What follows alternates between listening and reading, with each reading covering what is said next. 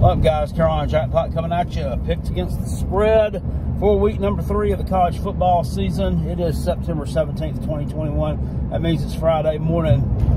I need to get on the ball. This week's picks against the spread are coming to you from the road. I've been busy this week, so I haven't had time to record.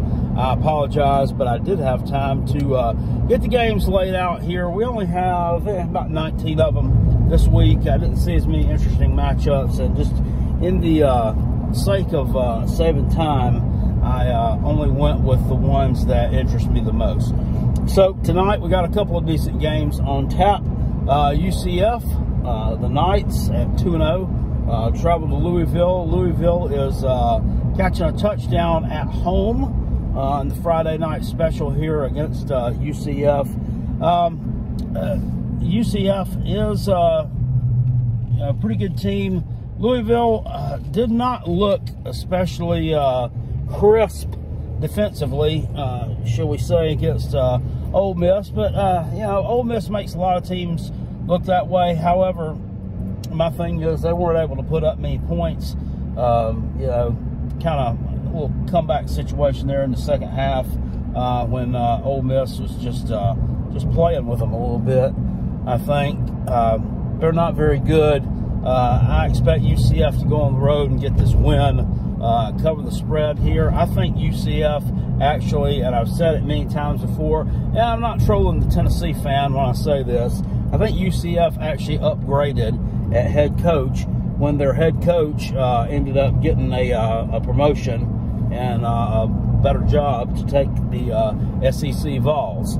So I think Gus Malzahn's a better coach than Josh Heupel, and doesn't look confused over there on the sidelines, and he's got that thing a-humming. Give me UCF on the points. Take care of Louisville on the road tonight. Maryland on the road at Illinois. Illinois is catching 7.5 at home, and we could say here, well, Illinois got their starting quarterback back, and they won week 1 when they had that starting quarterback in there.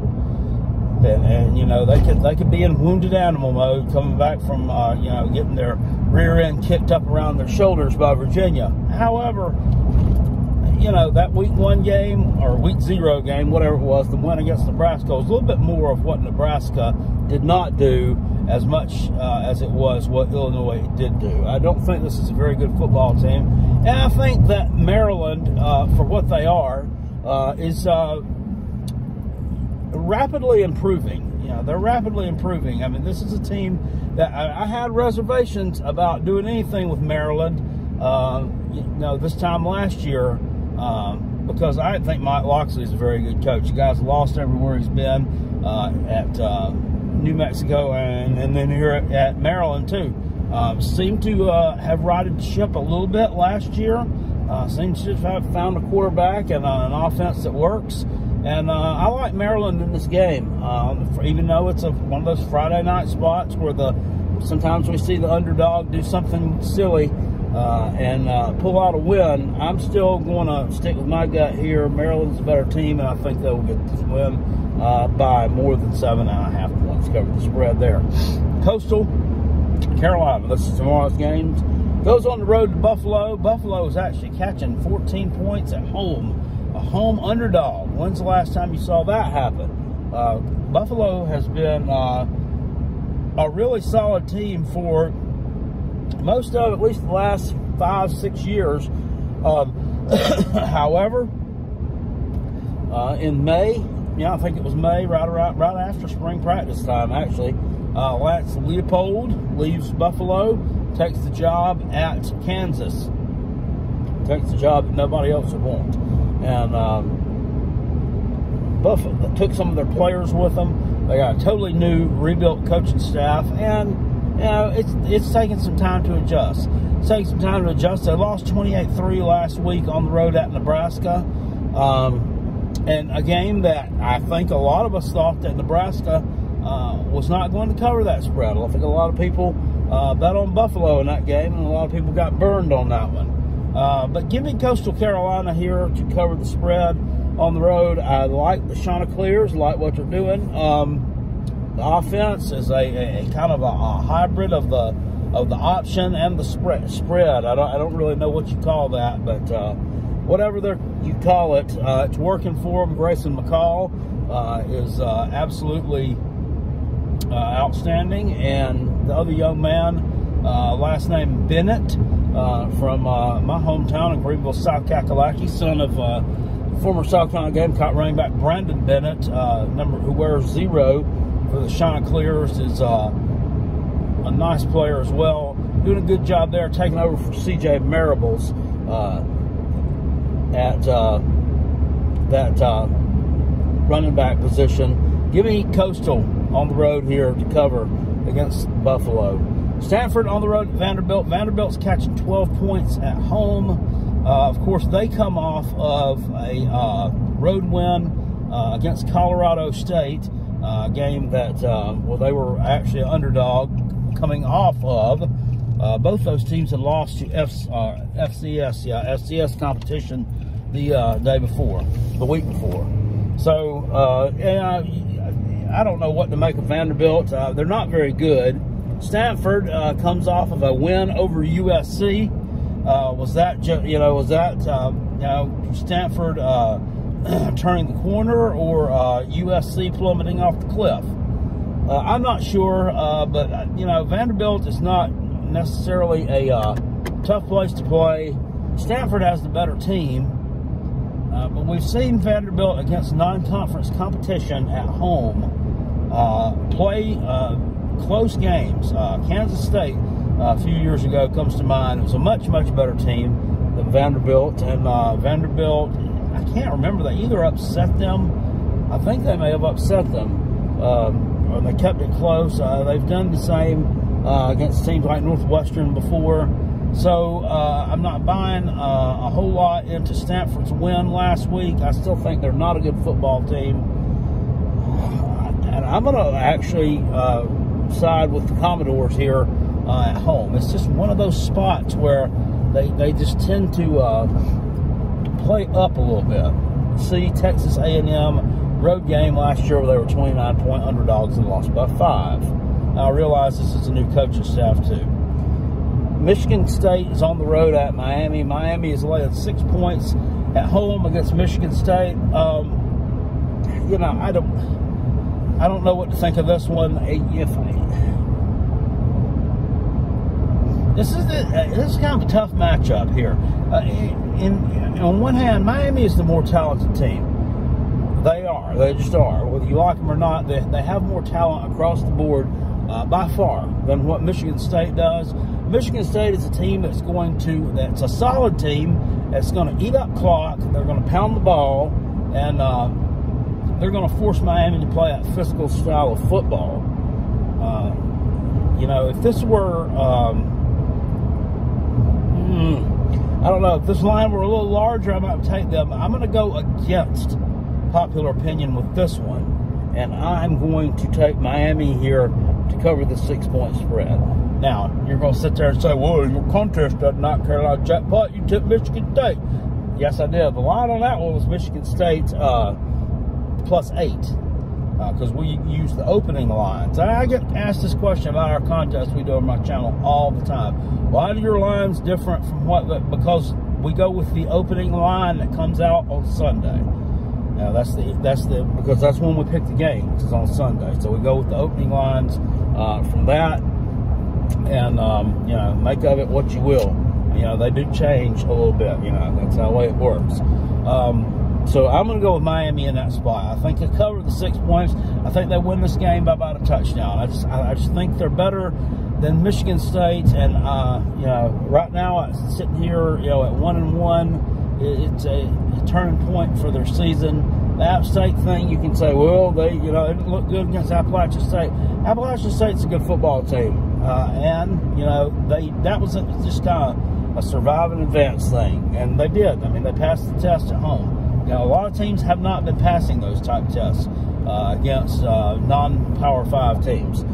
See Florida State, for example. See Washington Huskies losing to FCS teams. See Vanderbilt losing to FCS team. Teams like Miami and my Gamecocks are actually able to pull out wins against non-Power 5 teams. and yet we get laughed at for it. Virginia Tech on the road at West Virginia. West Virginia is laying 3 points at home. I'm going to go with the Mountaineers in this spot. You know, here's the thing about Virginia Tech. They beat North Carolina. Yes, that was great. You know, an ugly game. North Carolina played terrible. Got ambushed on the road with a hostile crowd there at Lane Stadium on a Friday night game spot, which they should have been ready for that. I mean, they've played in Lane Stadium before. They know, hashtag, it's loud, okay? This is, you know, and that, to me, just, you know, kind of showed North Carolina's, you know, a little bit of chinks in the armor there with them. But, you know, also, I think Sam Howell kind of figuring it out a little bit without all those dynamic playmakers around him. West Virginia, I think, is a solid team defensively.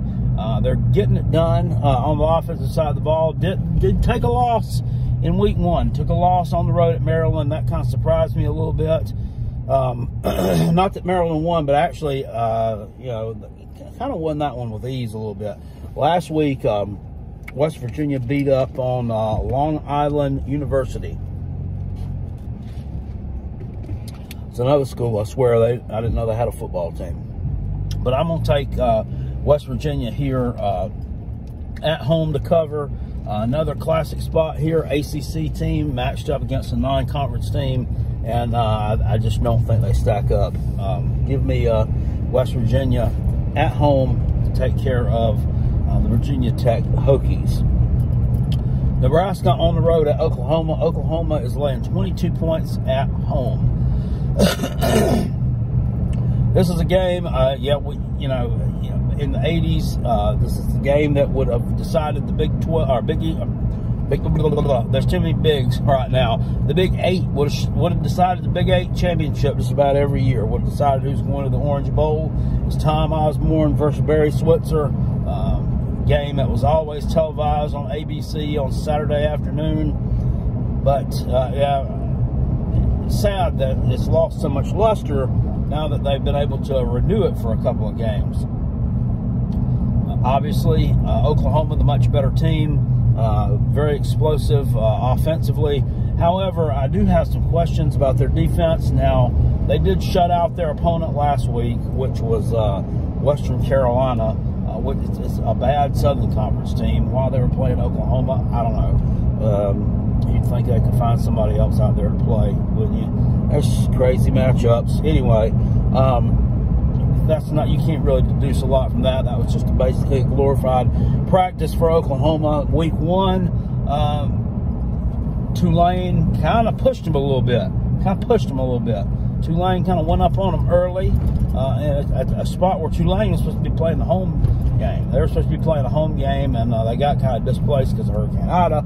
Go to Norman, and they ended up losing 40-35. But they covered a big number, and left some Oklahoma fans kind of scratching their head. And I mean, I don't scratch my head about their offense. I have no questions about that. It's that defense and Alex Grinch. What's going on there with that? That's a lot of points, a lot of yards to give up to hey, Power 5 team at home.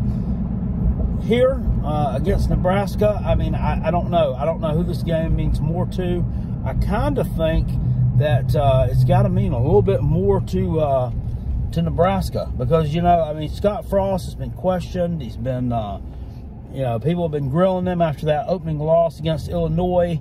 And, you know, he's quietly went 2-1 since then. They beat up something called Fordham in week 2. And then last week got a good win at home against a Buffalo team that many people didn't have a lot of confidence in them covering the number against. So I think Adrian Martinez can do some things with his legs if the pocket breaks down.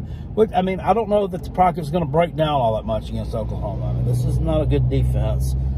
So, you know, maybe Adrian Martinez can exploit that with his legs a little bit as well. You know, definitely the best player on Nebraska's roster. I do look to Oklahoma here to win this game by a comfortable margin. You know, I want to take Oklahoma so bad because I could just see an upset, not an upset. I could just see a blowout coming. You know, after that game against Tulane at home, and then you know, a lot of people questioning them defense and that. But I just got to go with my gut. I just think Nebraska plays up a little bit here. I think they covered the number. You know, I think we could see maybe a backdoor cover type situation here. You know, maybe Nebraska's down 28 points late in the game. I mean, maybe it's, you know, like, I don't know. Let's say, I don't know, 52-24 or something late in the game. You know, maybe 45-17. And they score a touchdown late and slip it in the back door. But I'm going to take Nebraska here in that situation. I don't think they're as bad as everyone thinks. Georgia Tech on the road at the Taters. Taters 28.5-point favorite here. Clemson is this a get-right game for Clemson? Okay, is this the get-right game? As you know, a lot of head scratching and finger pointing, and I mean, honestly, I love it. I love it. You know, a lot of questions about the offensive line, and you know, just people. You know, Clemson fans. I mean, to me, they're honestly so spoiled. I mean, they really are. I mean, you lose a football game, and you know, we're ready to fire the offensive coordinator.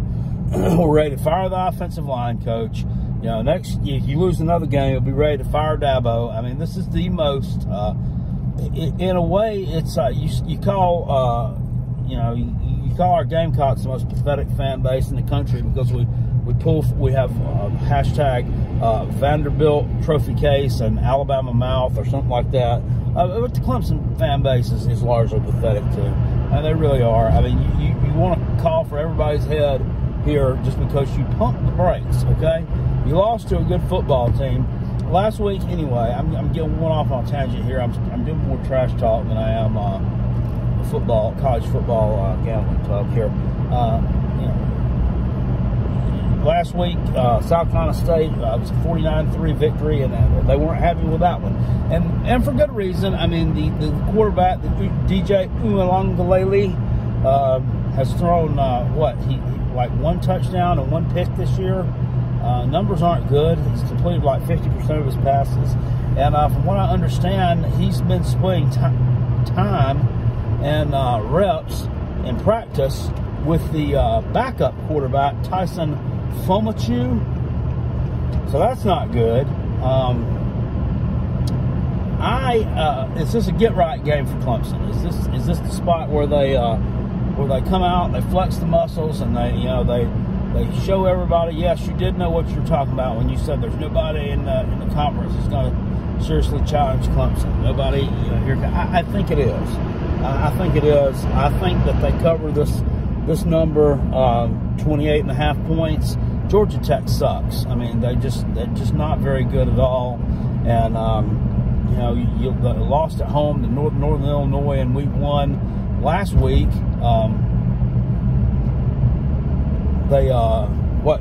Kennesaw State, an FCS team from the Atlanta area that they beat, but they had some problems putting them away. So I'm going to take Clemson here to cover this big number at home. I think they get that job taken care of, and they move to 2-1 on the season. Alabama on the road at Florida. Florida is catching 14.5 at home. I've tried to bet against Alabama before, be cute, and think I was going to pick up a little extra cash there when nobody else was, and when nobody else was looking for it in contests and stuff. I've won against them, and it's just burned me every time. Every time I've tried to doubt Nick Saban and Stat. I mean, this is a guy who chewed out his team, because they beat Miami and they only won by 30 points or something the other week. I mean, just always prepared. I mean, it's just unreal what they do. Here at Florida, it's 2-0,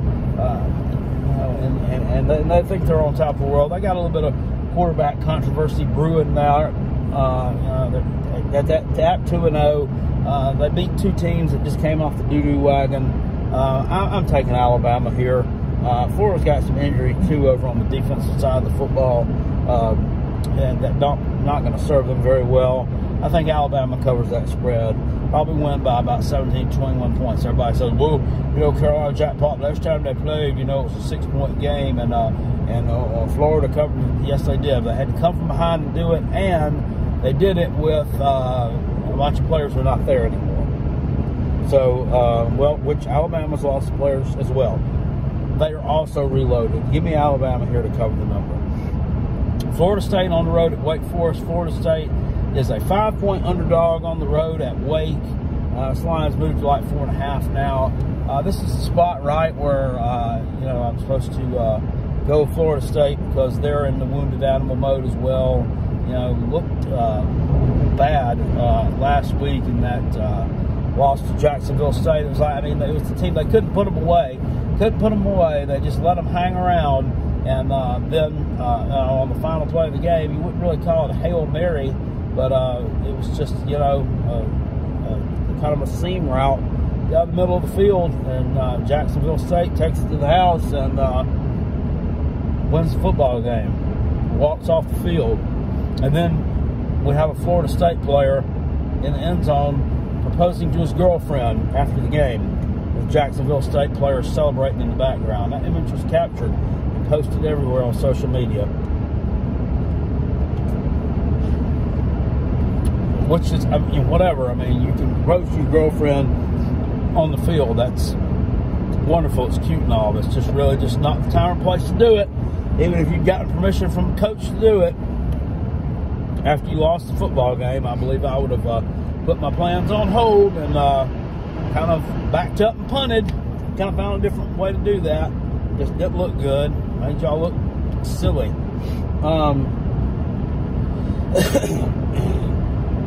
I want to take Florida State in this situation because I think they're more talented than Wake Forest, obviously. But I'm telling you, I just can't.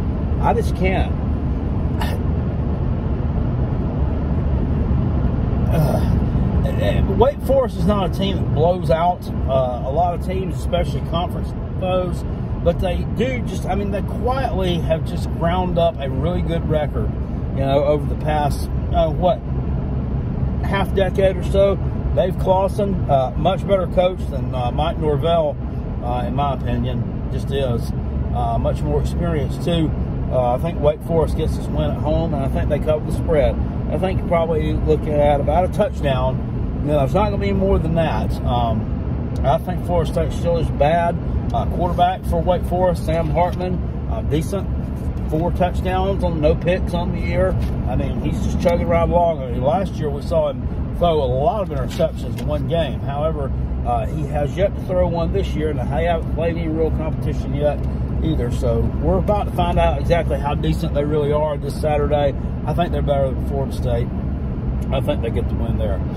Baylor is on the road at Kansas. Baylor is an 18-point favorite on the road at Kansas. Look, I'm going to take Kansas to cover the spread here. They actually did not play horribly against Coastal Carolina. Okay, they sent that game to a push as far as the point spread goes. Were leading early on in that game, kept it competitive in the first half, really. And, they had drives that ended in They had 4 drives, actually, that ended in Coastal Carolina territory. 3 of them fairly deep in Coastal Carolina territory, in which they, just their red zone attack just is not able to gain any forward traction there and get the ball in the end zone or get field goals or anything out of it. But I think that Lance Leopold has the team moving in a positive direction. They're 1-1 on the year. Baylor, not really, just not a good team. I think the Dave Miranda experiment down there is not really working out like they hoped it would. First game of the year, they barely got by Texas State, which I had, if you listened to the Carolina Jackpot channel, you would have gotten that one correct. they didn't not cover the number there on the road against the Texas State Bobcats. Here, they go on the road against Kansas. I think Kansas continues to get a little bit better. I think they continue to get a little bit better here against a team that's you want to talk about teams that have fallen from grace. Has Baylor not fallen further in the past 2 years than anybody else on the map? I mean, they really have. I mean, they've taken a tremendous drop off, and they're kind of they were kind of a farce anyway. That was kind of a one-hit wonder to me. But at any rate, enough about them. I'm going to take Kansas here to cover the number against Baylor. USC on the road at Washington State. Washington State's actually catching 8.5 at home against USC. Another team in wounded animal mode. You'll often see this. A team with the interim head coach in his first game go out and put up a pretty an impressive showing.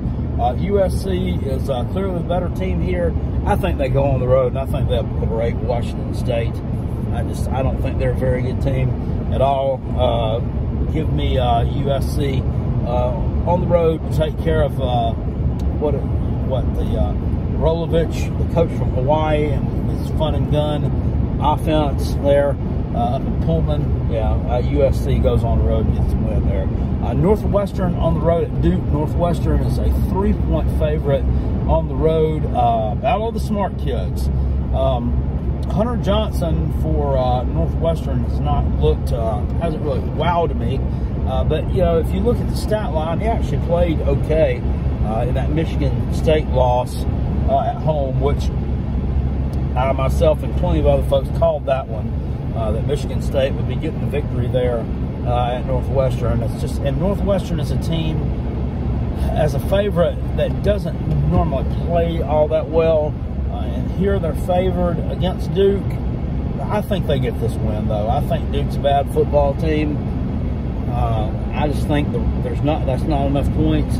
Northwestern's not going to blow anybody out, but I still think that they get to win over Duke. These teams are kind of, Northwestern's kind of regressed a little bit from last year, from what they were. And the reason why, I mean, you look at all across the country, all these other teams have tons and tons of starters returning. Northwestern, they don't have that. You know, a lot of these players who were given the opportunity to play another year or whatever because of last year's debacle, didn't choose to come back. Why? Well, these are smart kids, right? They're going out and making money. They're not worried about coming back and playing bad Big Ten football. No, I'm just kidding. They're just not. They're just a different type person, different frame of mind there. So still, give me Northwestern on the road. Take care of Duke. Blue Devils fall to 1 and 2. Mississippi State on the road at Memphis. Memphis is catching 3 at home. Did you see Memphis' defense last week against Butch Jones and Arkansas State? Well, you talk about riding in on the doo-doo truck. They definitely did. They got 50 points on the road. Let them come back, almost beat them. Memphis' defense has not done anything to impress me. However, Memphis State has done something to impress me last week. 24-10 win over NC State. Honestly, should have been 24. It was 24-10. It honestly should have been 24-3. They shut NC State down. It's a team that we were told that was going to go into Starkville, get the win. They got 2 hammers for running backs. I mean, they got great linebacker play and all this. I mean, Mississippi State just took care of them, and this is another game here where I think Mike Leach's offense will be able to move the ball against Memphis. I think that Mississippi State is definitely the correct side to be on here. Give me the Bulldogs on the road. Gamecocks, South Carolina Gamecocks going on the road, taking on Georgia, 31.5-point underdogs. This is a slap in the face of the Gamecock team. I mean, they should look at this and take a long look in the mirror and just figure out, do we want to play football or not? I mean, I'm just absolutely aggravated and pissed at this. But, I mean, it is where we're at right now. we're not a very good team on the offensive side of the football. I mean, we have to. They got to figure this quarterback situation out now. I mean, we really do. These game manager type quarterbacks. I mean, they don't work at South Carolina. That is not going to work at South Carolina because we don't have the weapons on the outside to make that work. We just don't. And while I still think South Carolina has a good offensive line, they haven't shown it the first 2 games of the season. I think they're just working out some stuff there. They have, a lot of talent up there, a lot of big bodies, a lot of guys returning. If you wonder why I keep touching my head, I'm peeling. I got sunburnt last week at South Carolina ECU game. Speaking of that, last week, I mean, they looked like they couldn't block anybody. It looked to me, from my vantage point, they were just confused on their blocking schemes. I mean, and, second game of the season, I mean, that shouldn't be something that we're trying to work out. I mean, we should have, that's why you have a practice starting at the very 1st of August and running through, almost the end of August there. That's why you have that. Okay? It's to get ready for the first game and the second game. And you shouldn't be, practicing and trying to figure things out, trying to figure blocking assignments out in the second game of the season. If you do and you do have that problem, maybe you need to get some offensive linemen who are a little bit smarter, or maybe you need to dial the system down a little bit and make it something that's a little bit more understandable for people. Okay? And that, I don't know, I can't remember the last time I saw an SEC game with a line like this. The one that comes to mind, that sticks out in my mind, I remember last year, and I don't have my book in front of me from Phil Steele. If I did, I could tell you the last 5 years of where those lines have laid at. But I have not seen a line this large in an SEC game in a long, long time, perhaps ever. I do remember Vanderbilt being a 29-point underdog at Texas A&M last year. Vandy lost by 5. Not saying the same thing's going to happen here. That's a big number. Georgia has some uncertainty at the quarterback position as well. And if there were a healthy JT Daniels playing for Georgia, I would think they possibly could cover this number. And, if Georgia's covering this kind of number, even against teams like South Carolina that we, that kind of lack offensive firepower, kind of lack a little bit of talent and depth in certain positions, I mean, it's scary to think what they could be doing with, the wide receiver core that is mostly out injured. Okay? And, I know I'm just pumping up the ego even more of all these damn Georgia fans.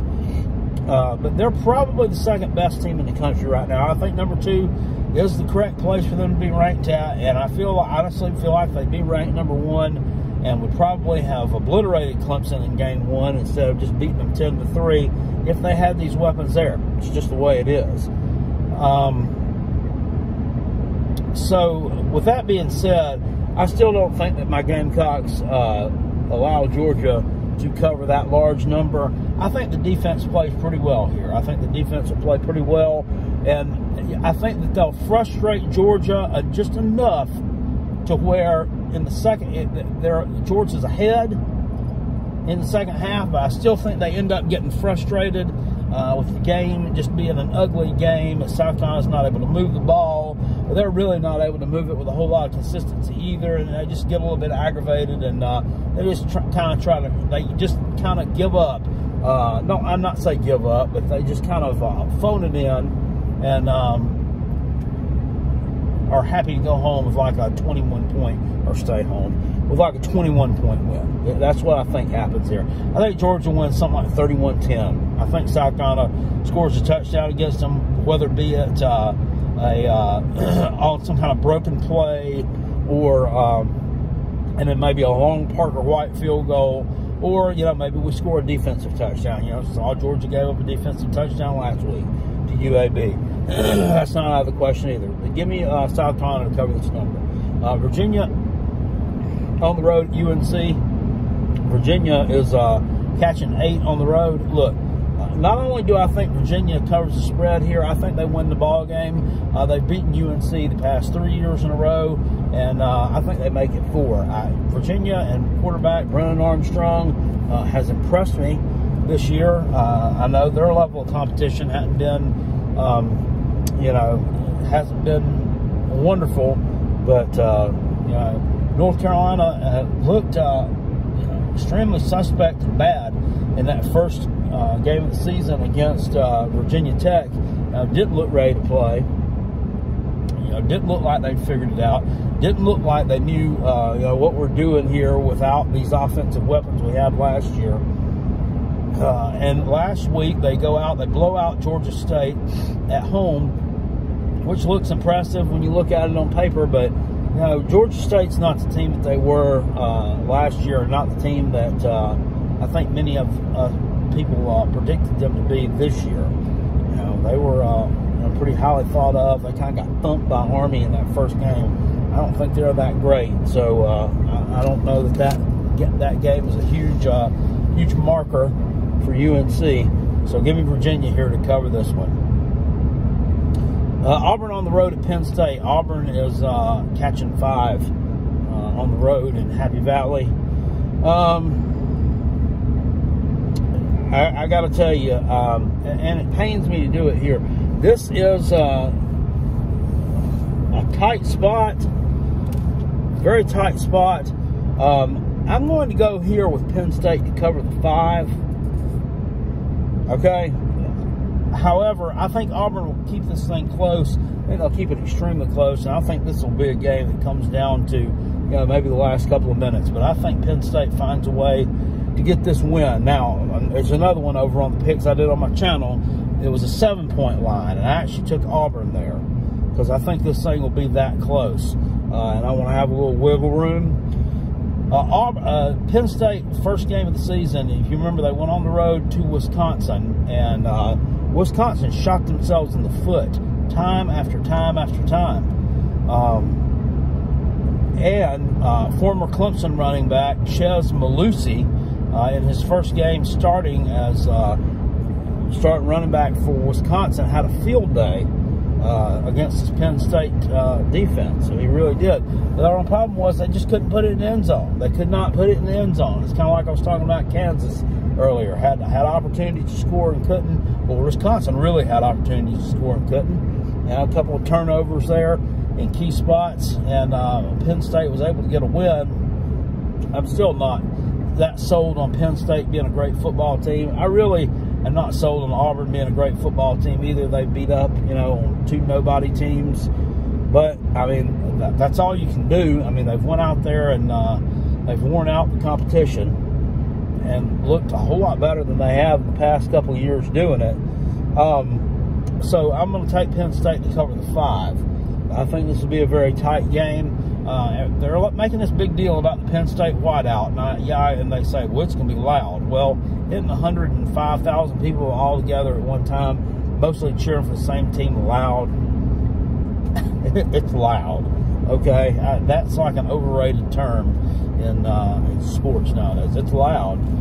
Yeah, it's loud. Whiteout thing, where everybody wears white, waves white towels and all that stuff. It's cool. It's an experience I would like to experience myself. I love the state of Pennsylvania. I like to see this. But the fact remains, they're only 8-8 in these games. Okay, they're only 8-8 in these whiteout games. And I think a lot of the problem is they've chosen to play them against Ohio State. So and that's just not a great idea. I mean, why don't you play them against Indiana? I have a little bit better record in whiteout games. But anyway, I think Penn State covers that 5. I think Auburn keeps it really close. I was saying earlier about the former Tater running back Chez Malusi had a field day. Well, I think Stank Bigsby from Auburn and his running back mate are both better than Chez Malusi. So it remains to be seen. I think they'll be able to move the ball against Penn State. Tulane on the road at Ole Miss. Tulane is catching 14 on the road against Ole Miss. This is a tough spot right here. It really is. It's not going to be a lot. Probably going to be a defensive struggle out there. Probably going to be a defensive struggle. I would like to take Ole Miss in this game, but I mean, after seeing Tulane cover against Oklahoma, who's a better team than Ole Miss, I mean, I think there's no reason why they can't cover on the road at Ole Miss as well. And give me Tulane to cover the spread here. I mean, I could see a 10, 13-point loss here. I could see a 50-something, 40-something type game between these two. They're going to light that scoreboard up. Whatever the over is, I would take the over. Oklahoma State on the road at Boise State. Boise's a 3.5-point favorite at home. I'm not in love with this Oklahoma State team. I don't think they're very good. You know, I think at Oklahoma State, I think they'd like to make a change out there in the coaching position. I think they really would, because I think the old mullet out there is just grown stale. It's not a cool, flowing, fresh, clean mullet like Jamie Chadwell's mullet anymore. It's an old, dirty, stale, greasy mullet now, circa like 1995 style mullet for Oklahoma State and Mike Gundy. But I mean, I don't know. I mean, maybe it's because he was a former Oklahoma State player and they just don't want part company with him. I don't know. But that is a team that should be better the past 10 years than what they've been. They've just been treading water and in the muddy middle out there in the Big 12. Never able to beat Big Brother, ever. You want to talk about a rivalry that's more of a domination than a rivalry? Go look up the Oklahoma State Bedlam numbers as far as the series goes. Seriously, I think Oklahoma's won like 80 and Oklahoma State's won like 9 or something crazy like that. It's not that bad, but it's pretty close. Give me Boise State here to cover this number. You know, I don't think they're a great team. I think they're kind of taking a step back from what they were the past decade or so. You know, with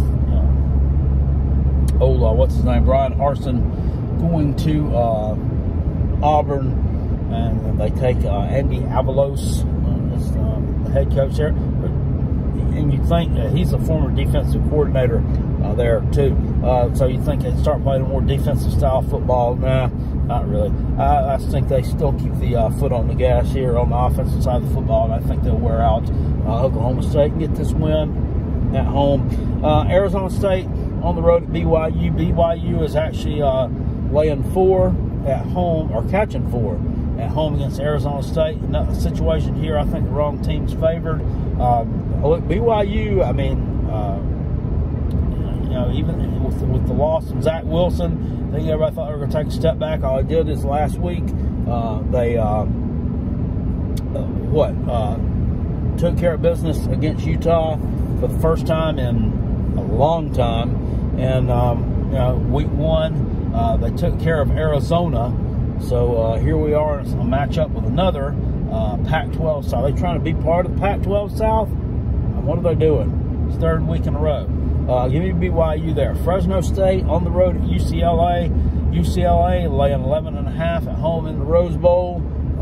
Look, I'm going to take Fresno State. Look, I think this is a dangerous football team. I really do. They come in this game at 1-1. They absolutely obliterated UConn in week 1 at home.